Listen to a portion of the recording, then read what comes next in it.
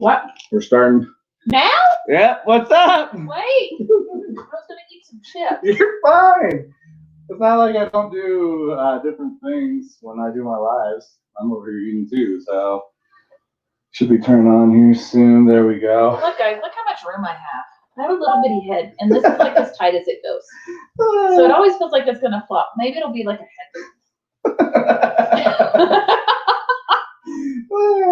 So, welcome everyone. We have the live stream going on Facebook and YouTube, and then we have the actual recording for the podcast. So, thank you everyone for joining in, taking a watch, listening, joining us on this journey. Oh my God. So, anybody that's listening to the podcast, if you could see how Miriam looks right now, she looks like she just came off the side of the road. I picked her up, and I look like a character from like Star Trek. Oh no, wait, that was the guy with the thing in front of his face. Never mind. Yeah, I don't know which character that is. Somebody's gonna probably pop up and be like, "This is who it was." I don't know. Was that a Trekkie? Star Wars all the way. So yeah, just want to thank everyone for joining us again on the Journey Beyond Divorce. As you can see, if you've noticed, we did update the arts for the podcast. Thank you, Patrick Murakami, for providing some input on that, and that did take 4, 5, 6 different times to get it. What he's trying to say is Miriam was too picky. But yeah, just talking a little bit in regards to the idea of chasing versus traction. And I think when I look at it, this is something that I think a lot of people have issues of, is chasing something instead of attracting attracting a person. Because we suck at being by ourselves, sitting by ourselves, and when you go through a divorce, you're used to having somebody there, and then now you're on your own again. And even before that, you'll get some people that will be going through a relationship and just can't be by themselves for whatever reason. They have this tendency that I don't want to be here by myself. I don't want to sit around and be alone. Well, I mean, a lot of people, they don't. It's a really hard transition for them. So it's kind of like a shock to the system, in my opinion, and they don't know how to deal with it. So it's their idea is, okay, this is how I deal with that. I find someone else. Yeah, and then you have the issue where people will go from one relationship to the next, and you'll see it sometimes where people go through the divorce and the divorce hasn't finalized yet, and then sometimes they're jumping from that relationship to the next relationship. And I've heard it called monkey branching before, where they just swing from one relationship to the next without doing that personal work, without doing the growth piece, and really looking and saying, okay, what do I need to work on? So I think that's the tough part too, because you're looking yourself in the mirror and you're like, well, I've got some stuff I got to work on, but people don't like to admit that. Well, no, and I don't, and each person is going to, I guess, have their own time frame when they're ready. And I know all kinds of doctors have said you need to be alone for this year or this amount of time or blah blah blah. But what if it was amicable? You know, what if it was both of your ideas? You're like, okay, we're better off as being friends. And so there's not a ton you have to go through. But unfortunately, for my case, and I'm sure with yours, is there was still that I don't know, issues I had to deal with and accept, and either work on it or ignore it, which is what I did for a long time.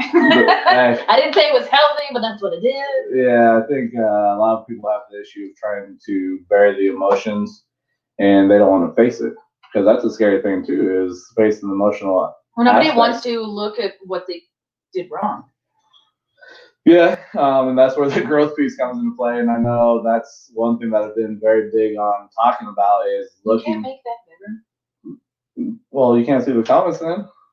Oh. So I thought that it would pop up on the screen. I don't know. No, they'll pop up on the side. So anybody that's listening to the podcast, like I said, we're live streaming this on Facebook and YouTube. So we went from the cell phone to a laptop. So it's a little bit better. But Mary's like, on my big screen. well, we'll have to figure out a cord or something then. Well, do you have an HDMI? I'll have to. That's another toy that I'll have to buy. I have an HDMI cord. Okay, well, next week then. Use your words, ass. I may have it. Hey. You're busy doing some stuff, so. Just because I'm busy doing stuff doesn't mean I can't answer questions. I was jamming out too. Oh. Hence the reason you threw that water bottle at me one night. Well, you weren't. I was yelling, Scott! As she's on the phone. I don't know. It was not. On remix or something. Yeah, it was Chris Levy. I get knocked down. You gotta listen to it. This dude. I can't stand that song, so I will never. Well, you gotta listen to other things. He spits very clean bars. Like, it's not mumble rap type stuff. You can actually understand what he's saying. Because you're not listening close enough. Oh, no. So I think the unique thing today, though, is today is actually International Podcaster Day. No shit. Yeah. That's awesome. Yeah, I found it out through Poddex and Travis Brown because they just launched an app, and that's something that we'll end up getting. Go ahead, grab a chip. It's okay. No, I'm gonna crunch on these people's ears. It's fine. This is our show. If they don't like it, then just know, hey, I'm getting ready. Be like, hey. Yeah, I'm getting ready to bite into the chip. It's okay. So, but I think it's so talking about that. Like we always run through just to kind of put a little different thing spin into the podcast. We've got this tool, Poddex. Travis Brown had created this, so this is a tool that's in your hand. It creates a different perspective because a lot of times podcasters will have like a set standard questions that they ask, and over time, listeners hear it over and over again, and they're like, "I've already heard this. Can we change it up a little bit?" So this is just something just to provide a little insights for myself and Miriam that you may not know, and it gets us in a different perspective of whatever it may be. Do you say Patrick's last name correctly? Murakami? Is that how you really pronounce it? I don't know. I'm gonna ask him. You can ask him. Well, like you always go Mur. Yeah, it's all good. Just like it's Miriam, not Miriam. Just Patrick, I need you to clarify. What's the most embarrassing or worst thing your parents ever caught you doing? Nothing. I'm stealthy like a ninja. No, you're lying. You just don't want to do it. No, they caught me sleeping over at a boyfriend's house. Oh, how'd that go? Awful. Purely awful.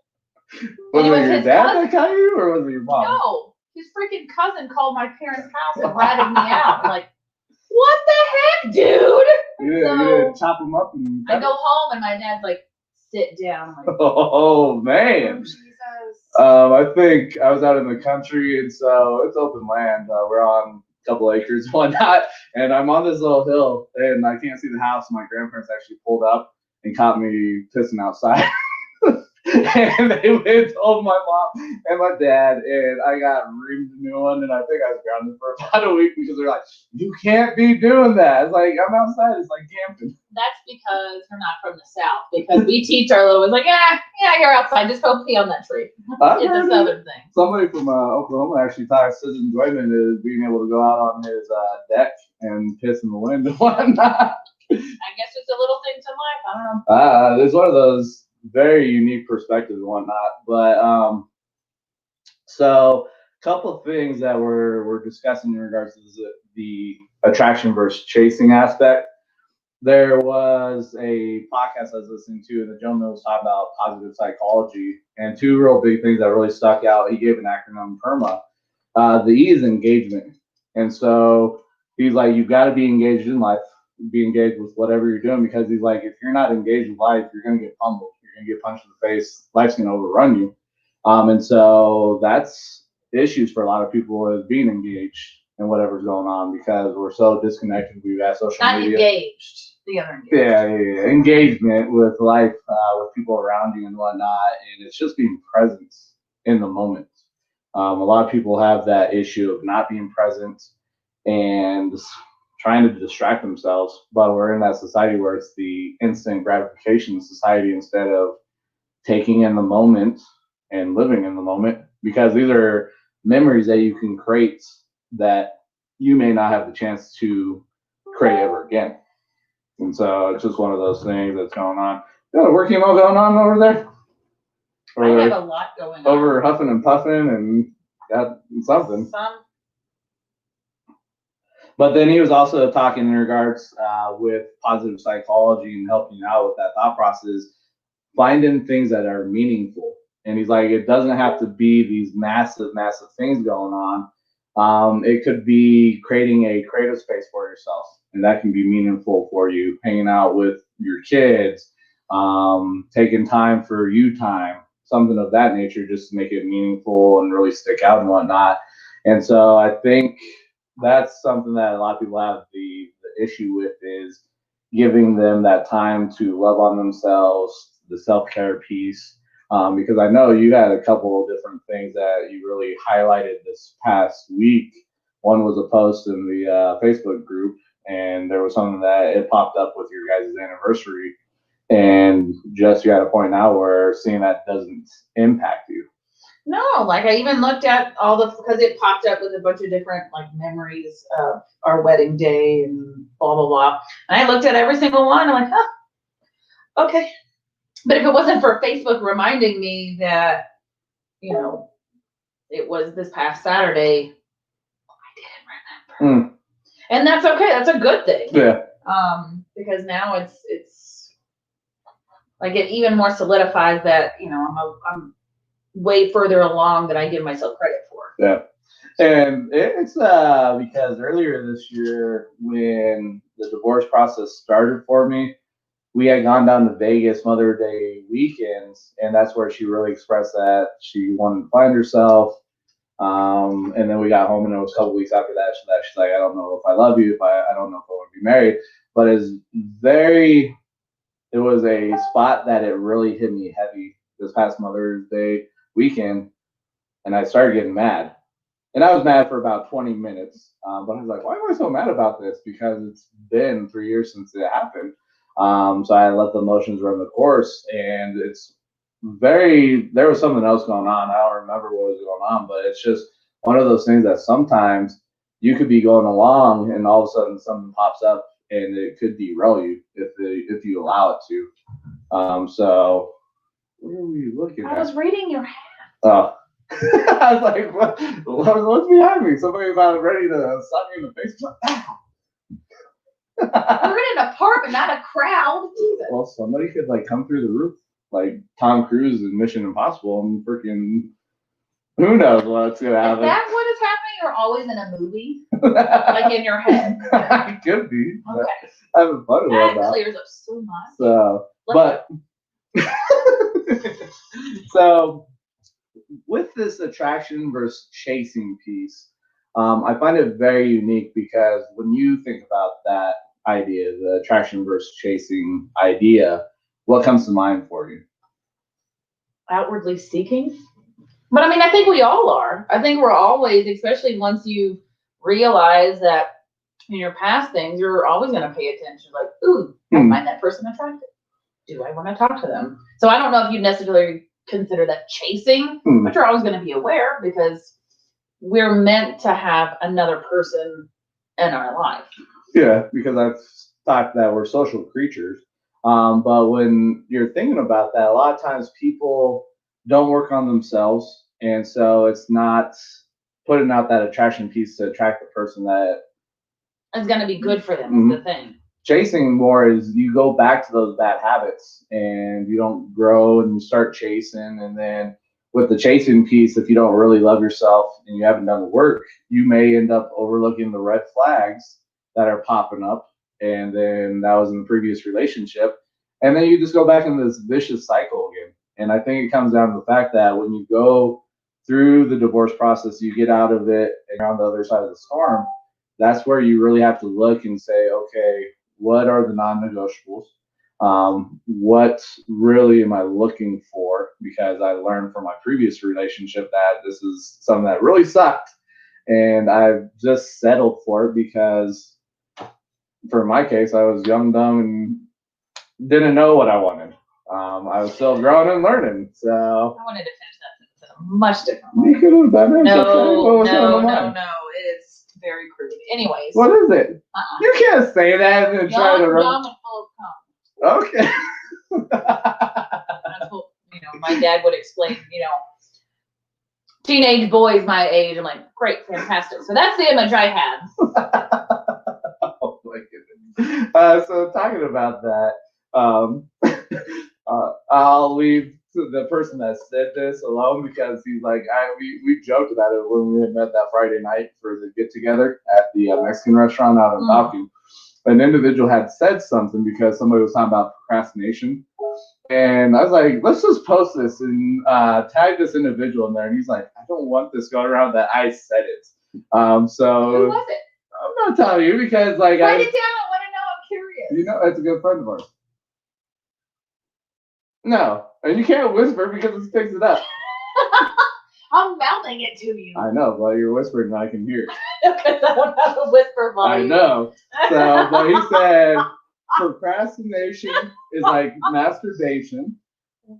It's fun until you end up fucking yourself over. Because with procrastination, you're like, oh, this is enjoyable. I'll wait till the last minute. And so, yeah.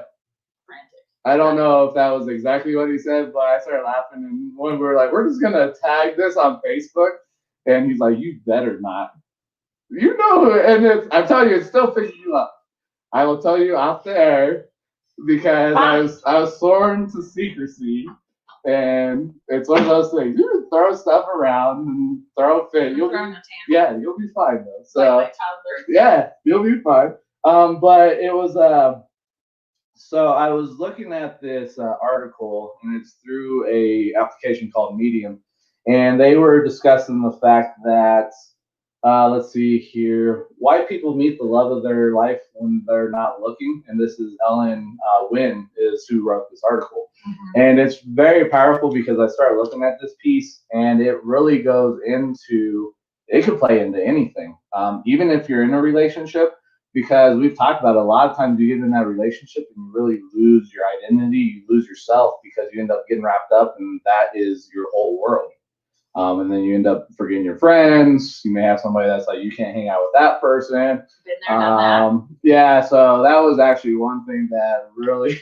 So when me and my ex got into a big fight with like everything blowing up, what kind of set it off was she was invited to go hiking with 3 guys. I was like, oh, hell no. And so I was like, no, I will come. And then she like, you don't trust me. And I was like, oh man. So that was a learning experience for myself. But there was also a lot of insecurity on my end because of what was said and what was brought up.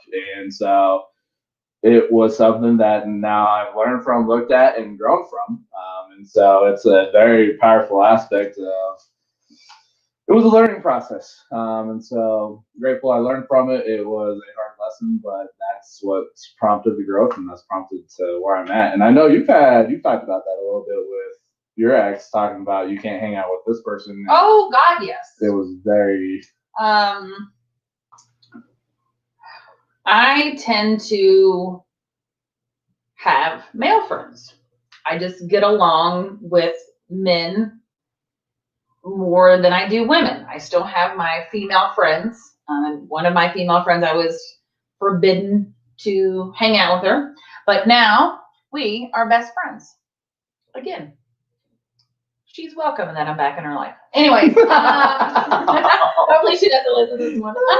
She'll listen. She will, maybe. I don't know. She's busy, but no. But there was like so many people in my life that he's like, well, why do you need to be friends with him? Like, why can't I? Why is it an issue? Because he had female people like in his phones. Well, I don't hang out with them. Like, it doesn't matter. It's the same thing. You have access to that person. Or he got a picture of some chick's that was his friend of her entire back with a tattoo, and she's shirtless. Granted, she's not showing her chest, but still, like some other chick sent you a shirtless picture, you would have gone ape shit on me if that was me. So it was very one-sided. Yeah. But now I don't. That's one of the things, if I ever, get into a relationship again, like this is how it is. I'm not changing. If you're going to have an issue with it, then you just need to move on. Yeah. And that's one of the whole non-negotiable things that you're looking at coming into the next relationship, whatever that may be. But they were talking in regards this aspect of finding that person when they're not looking is one thing is they are being themselves. And so think about that, because if you're able to be yourself, you're not putting out a front, you just show up as you are, they either accept you as you are, or they're like, this person is not for me. But think about how much that puts you at ease by just being yourself, and you can just interact. I got a probing question then. Okay. Why is it only relationships they tell you to not pursue or to not chase and let it happen? It'll happen organically, because you can't just find a church if you don't go to it. So you have to chase after churches. You don't just one day sitting on your couch find a job. You have to chase after jobs. So what is it about relationships they always say you can't? Because I mean, even friends, you know. Yeah. You want to go find friends, so you go find this hobby or this or whatever, so you can get friends. Yeah. So again, you're still chasing in my head. So why just relationships? I think because it's the difference in vibes. It's that difference, because when you look at a relationship, if it's an intimate relationship, I've brought this up and I've talked to Q about this. I'm like, when you're at a friendship level, that feelings and all that are completely different than on an intimate level. And so a lot of times people have this conundrum of, let me put on my best self. And it may not be my true self, but I'm going to fake it till I make it to impress this other person, because I don't want to look foolish. And so I think it comes down to the fact, and that's where the chasing piece, because this attraction versus chasing. Attraction, you can go, because this is the other thing I've heard it talked about too, is like the 3-day rule. When you get a phone number from somebody, wait 3 days to reach out to them. Like, why? I never do. But granted, I mean, it should be the men calling, but I'm old school. Everybody thinks differently. Yeah. Totally fine. But and so I think it depends, because if you are like consumed and that's the only relationship and you're pushing everything else to the side, that's not a good thing. Well, no. But that's where that chasing piece, I think that's where you're maybe inquiring or asking about. That's all good. So it depends on that process and what you're looking at. So when you've asked that question, like what is your answer with that question? Since you had asked it, you've got to have something underneath to. Well, just how do you feel about online dating? Because that's chasing. But there are some people that I've talked to that are, you know, they have a business, they have kids, or they don't have time, or they don't really do much of anything, and so they went the whole online dating route because of, you know, XYZ. So isn't that? And I've talked to several people. They met the love of their life, but they were actively looking.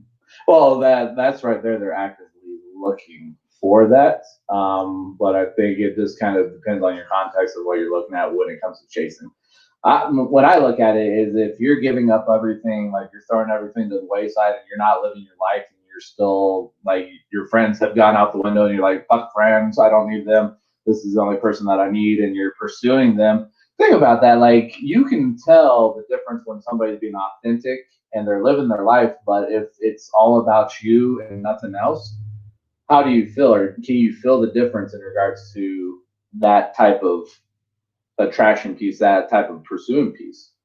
If it's just all about you and they've thrown everything out the window and they're like, I'm not going to live my life because this person is going to fill that void of the love that I'm missing, then that's a red flag.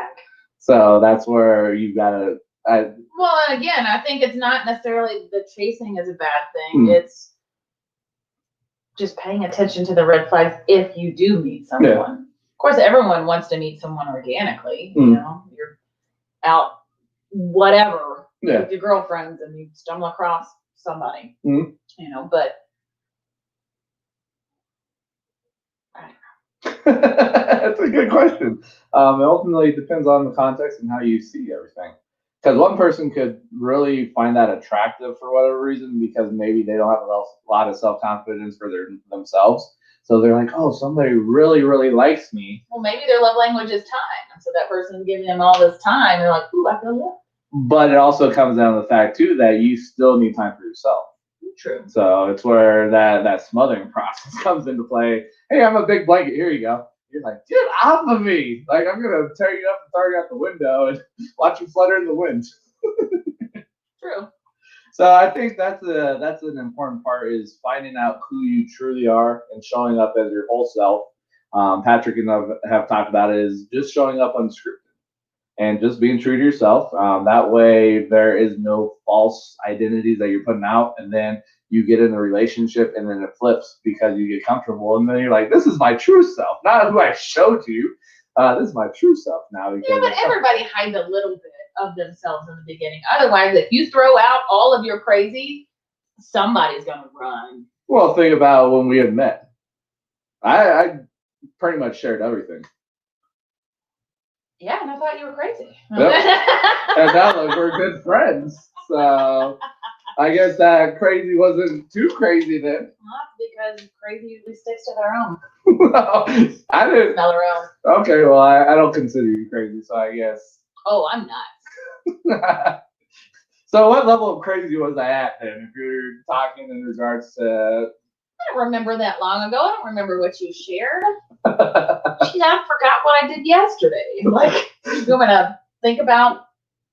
Shit, wait, when did we meet? February, yeah. Okay. Actually, it was right around Valentine's Day too, because I was looking at the text message, and I think it was the 14th. It was Friday the 14th, which I'm like, which that is Valentine's Day. I was like, this is.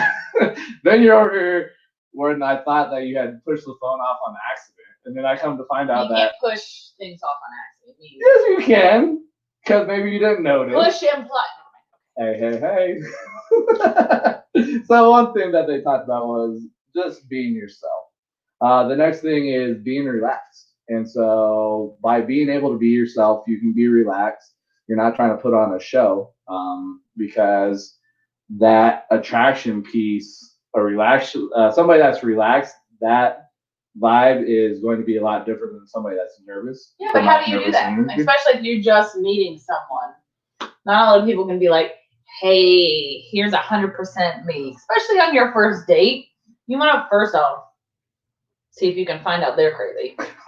Because all relationships are is finding that other person's crazy you can tolerate. Everyone's nuts. Everyone's got issues. I'm not saying you shouldn't work on them, but I'm at the point where you already know I'm just going to show up because I actually had somebody that talked about that when I did the business presentation last week before 1 Million Cups at one of the networking groups. She actually talked, she's like, I thought you were just a loud guy that didn't give a care. But what you had really talked about and the pain points that you had, that's a different side that I didn't even know that was who you were.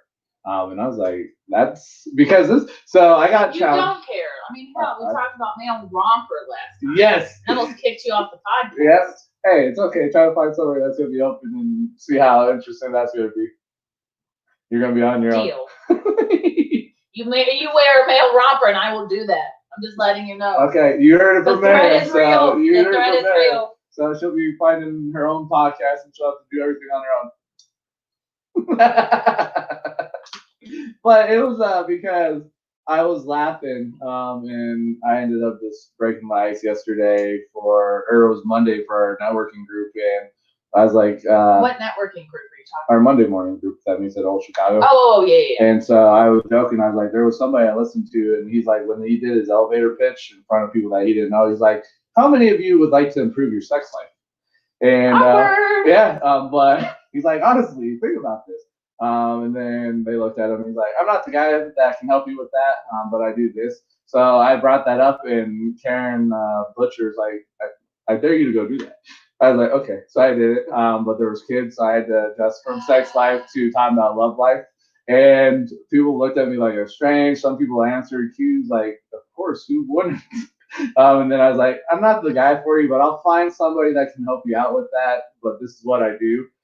So people, apparently you do 1,000 things. Apparently you're also a travel agent. Yep. Not a travel agent. I do something that's in the travel industry. So Q and I are partners. That's something that Q and I work on. So many things. So, but the next thing that they talked is they don't have an agenda.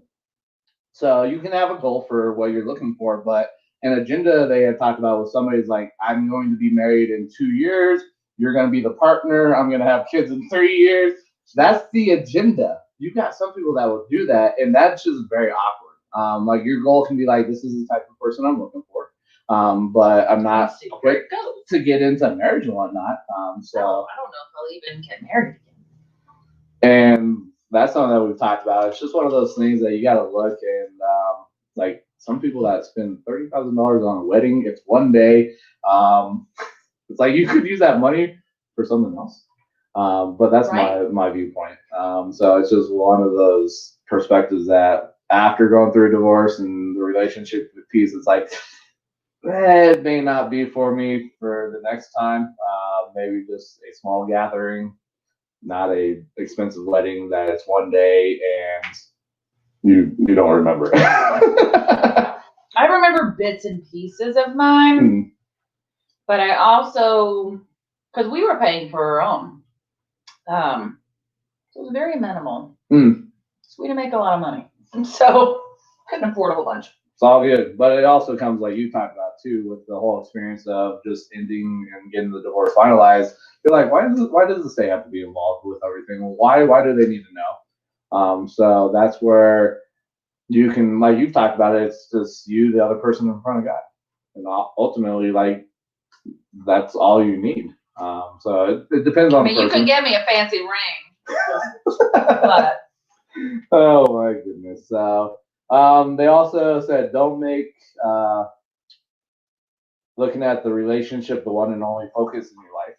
And so that romantic relationship, you have a lot of people like we talked about.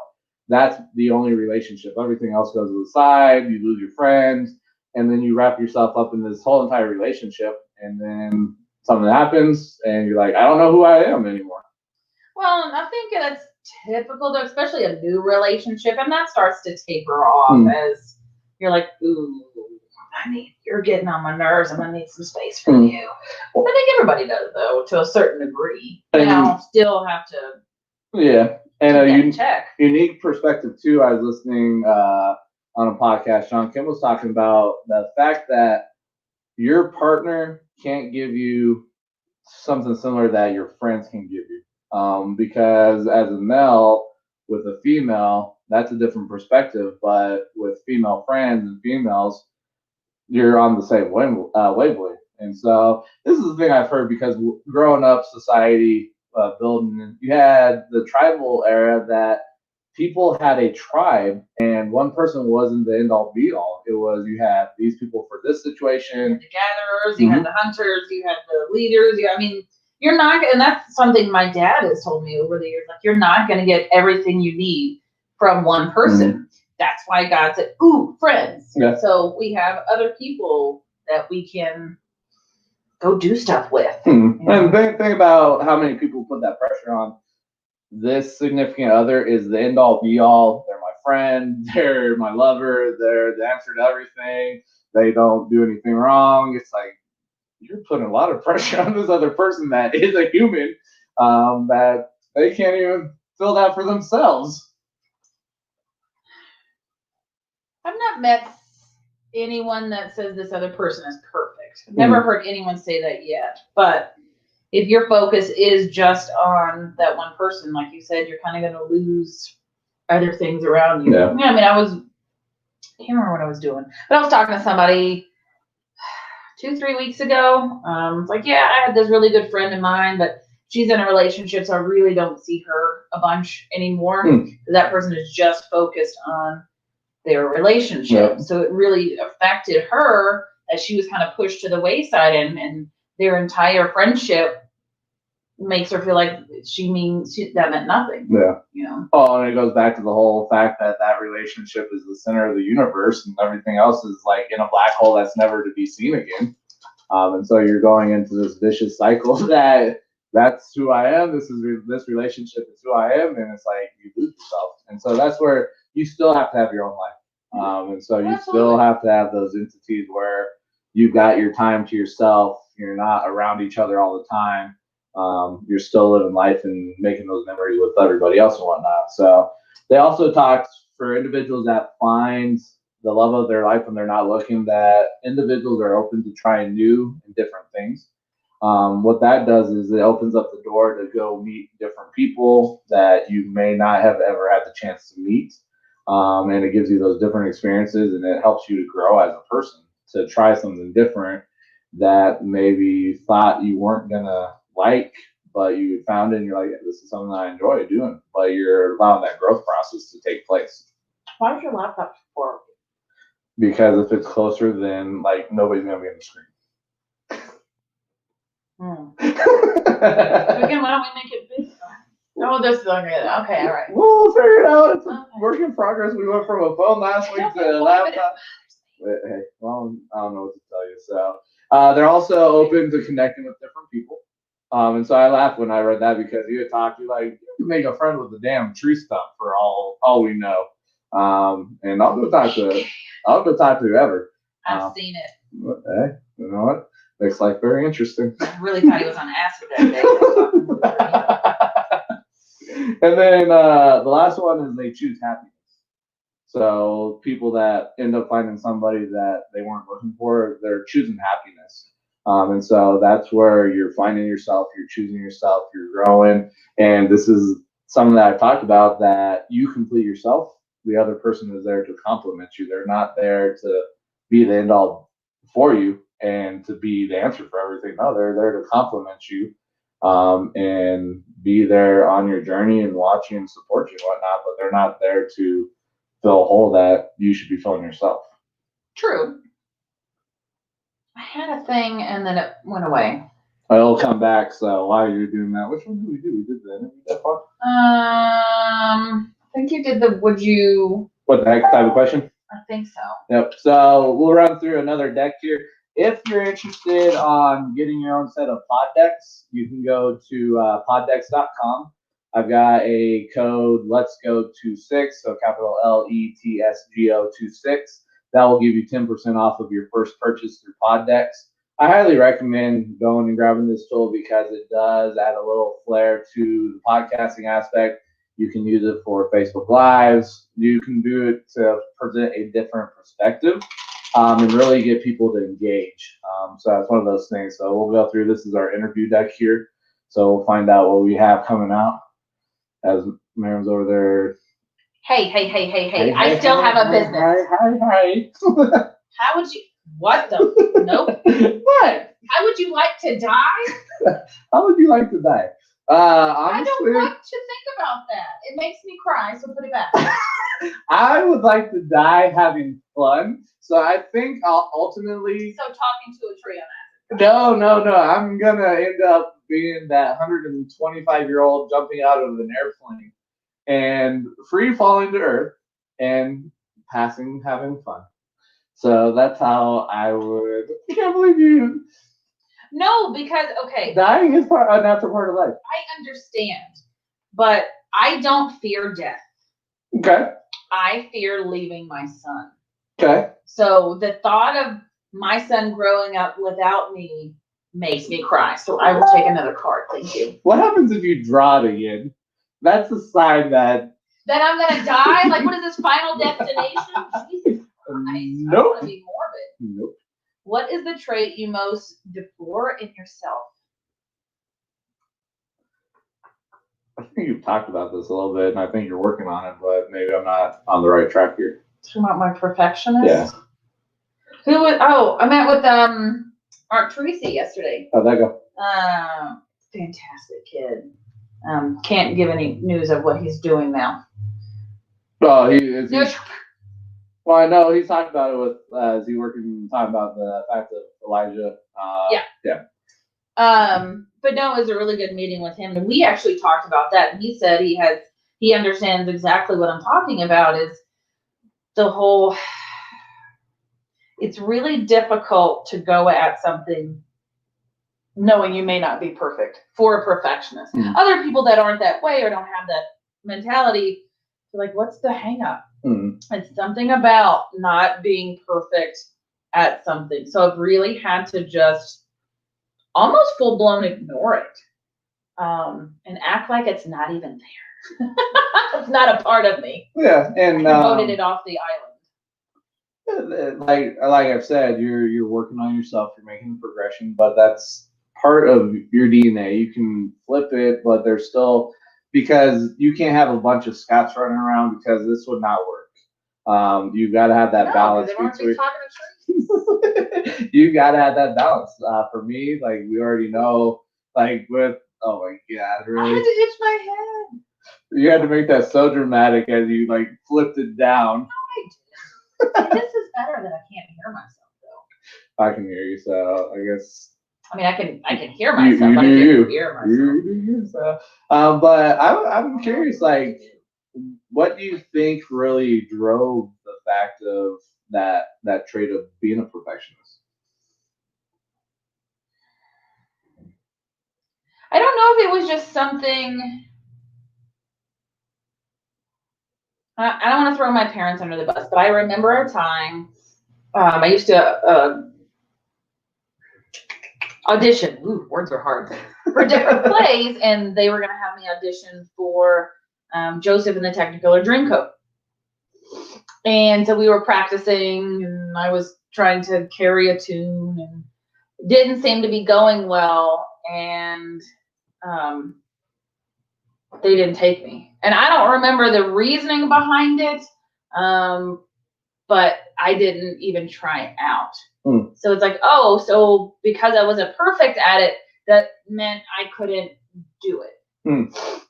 So I don't know, who made that decision, but I remember that for some reason. So it's got to stand out for some reason. So maybe that's when it started. Maybe it's a possibility. Could I know there's a lot of times where you have kids that want to try to appease the parents, and so to do that, you have parents that really drive their kids that they can't make mistakes, and so that could be a driving force in there, which is the difficult part. But I think that's where we have to understand that everybody's looking at life through a different lens, and it's accepting people where they're at. Don't judge them for what's going on. It's accepting them where they're at, giving them grace, because we all look at life differently, and understanding that the parts that make us all unique is what creates us as the human race, is the uniqueness for each of us that we bring to the table. Like I said, ultimately, if you had a bunch of Scots running around, it'd all be fun and balloons and just laughing away, and that would not work out. Be like tossing glitter like that one guy. Yeah. Be doing all that. So when you think about this, anything that really was an aha moment for you? Because I know I shot over the article to you, and I don't know if you had looked at it. Yeah, I kind of skimmed. Where did it go? I think a lot of it made sense.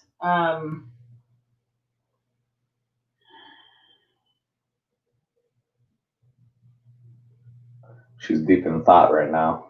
I'm deep and tired. I didn't get home till like 10:30. Holy shit! I know. I was driving while I was talking, like messaging you. Yeah. I was doing voice to text. I wasn't worried. I trust you that you're gonna make the smart decision. I do agree with the whole they are being themselves, that they're not looking for someone. Because again, if you're not looking for someone, you can be in this big old crowd and you're yourself, and this one person like, ooh, I like that person. But then again, then they are chasing. So I don't know if I understand the whole.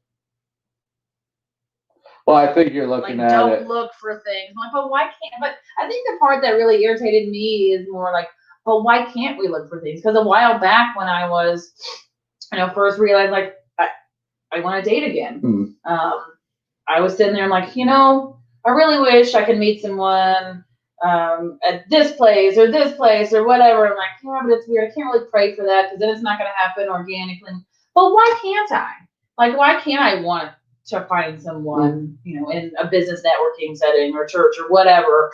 Like, I couldn't understand that a while back because I don't know.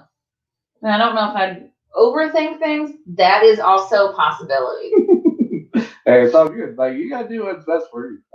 And so it's just these little tools that you can take, and you gotta find out what's gonna work best for you. Because that's the thing. Like, we all have our beliefs, and so you still gotta follow those, but you gotta question them sometimes too. But you gotta find what's gonna work best for you, because one thing that works for somebody may not work for you. And so that's the beauty of this, is you get to pick and choose. Yeah. What goes in your toolbox. It's not saying, hey, this is what you need and this is all you're going to get. And you're like, fuck you. So it's one of those things. But want to thank everybody for your time. The workshop that we've talked about has been launched, so that's on Eventbrite. I will upload the link for the workshop in the show description. And anybody that's watching this on Facebook, YouTube, I've done a video to announce that. I'll talk about it again. I'll put it in the show description. Also, tonight, Patrick and I will have a couple of females on with the live that we're doing. So Danielle McCarthy will be on there. Jordan and Mandy Pinn will be part of that. She's a photographer? Yeah. Okay. Part of the roundtable that we're having. So it's a very unique perspective that we're bringing in regards to the business world and really coming unscripted and just having a roundtable discussion and not holding anything back. We're not normal business people that bring people on and interview and say, this is stuff you can't talk about. No, it's like, lay everything on the table. This is what's going on. This is true life. So that will be at 6:00 tonight. Patrick will have that launched. So excited for that. And then anybody that you know that can benefit from the podcast, share this with them.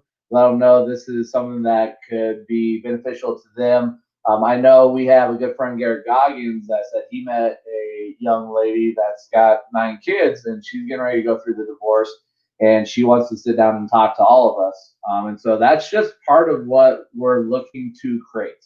We want to help people through this process because many times we go through it and we feel like we're on our own. Nobody's ever gone through it before. And you don't have people that legitimately want to hold space for you and sit there with you because it's a tough thing because you've got to do a deep dive and you start looking at things that you're like, this really sucks. I can't do it. You got to hold space for people. And I think for the two of us, it's the fact that we understand that judgment sucks. And so let us be there for you. Just sit there with you, give you an ear, give you a shoulder that you can lean on, just to be there for you and know that, hey, we've gone through it before and we just want to help as much as possible with this journey to be as easy as possible, but also understanding that you are the hero of your own life and you've got to go through this journey. We're here as mentors, guidance for you, and just give you the ins and outs, but ultimately you've got to figure out what's going to be best for you. Right. You gotta do you, boo-boo. Yep. So other than that, thank you guys for your time. We will catch you guys next week and just look forward to continue sharing the journey beyond divorce. Oh, and one other thing, we did hit our listening goal of 250 listeners of the podcast. Did. Yep. So now what we're looking for is feedback for the show, good, bad, indifferent, whatever it is. Let us know. Share what's going on. Share any aha moments. Yeah, ask us questions. And so we do have it where the 10th person that provides us feedback, we'll send you a book that's really helped us through this journey. And the first book that will be sent out is Everything is Figure Outable by Marie Forleo, which has really resonated with Miriam on everything. So just giving value back, giving love back, supporting everybody. So other than that, thank you for your time. We will catch you guys next week. Bye. Now I'm watching on these chips. It's still streaming. Oh, shoot. Later. I know my face is all close.